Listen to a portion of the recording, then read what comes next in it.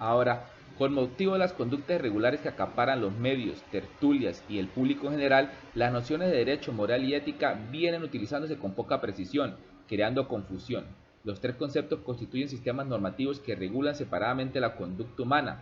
Quizá en eso sean lo único en que se relacionan, en la conducta.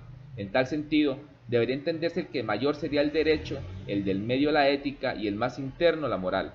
El derecho es un sistema de normas imperativas y ejecutables para dirigir el comportamiento humano. Santo Tomás la definía o definía la ley como la ordenación de la razón dirigida al bien común y promulgada por quien tiene el gobierno de la comunidad.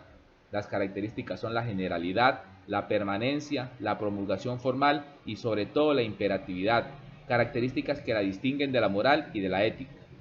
El derecho consiste en reglas reconocidas con mayor o menor intensidad por todos los sectores de una comunidad, distinguibles al ser expresadas formalmente por escrito, interrelacionadas subjetivamente y ejecutables a través de mecanismos coercitivos de la comunidad. El derecho constituye en sí el mínimo nivel aceptable de conducta y convivencia.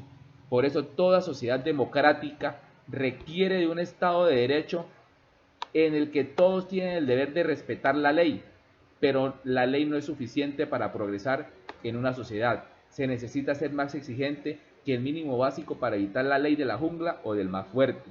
La moral consiste en las nociones de bien o de mal que guían a cada uno individual y subjetivamente en nuestra existencia diaria. El término moral procede del latino mores, que significa costumbres y convicciones. Se refiere a los sentimientos subjetivos de lo que es bueno y malo en la mente de los miembros individuales de una misma comunidad.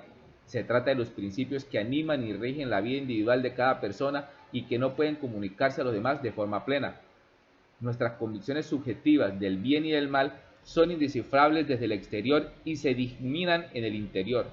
Sorprende la facilidad con que los políticos acusados de irregularidades invocan la presunción de inocencia como principio de derecho de que nadie es culpable hasta que no sea condenado, sin tener en cuenta que dada su elevada función no basta con que respeten solo las normas jurídicas como cualquier ciudadano, sino que estos se constituyen en unos referentes morales o de una conducta moral y ética por encima del listón básico de legalidad. Ahora bien, entre el derecho y la moral está la ética. La ética consiste en las normas de acción y ejemplificación de valores dentro de una comunidad. Son normas que son entendidas y compartidas entre un grupo humano sobre la base de un reconocimiento generalmente recíproco. La ética empieza donde termina el derecho. Cuando hablamos del deber ético nos referimos a modelos de acción y dentro como parte de una comunidad y por tanto a normas que tienen su aspecto objetivo. Cuando hablamos del derecho nos referimos a un sistema normativo que no solo tiene un contenido objetivo, sino también que se expresa en un lenguaje formal.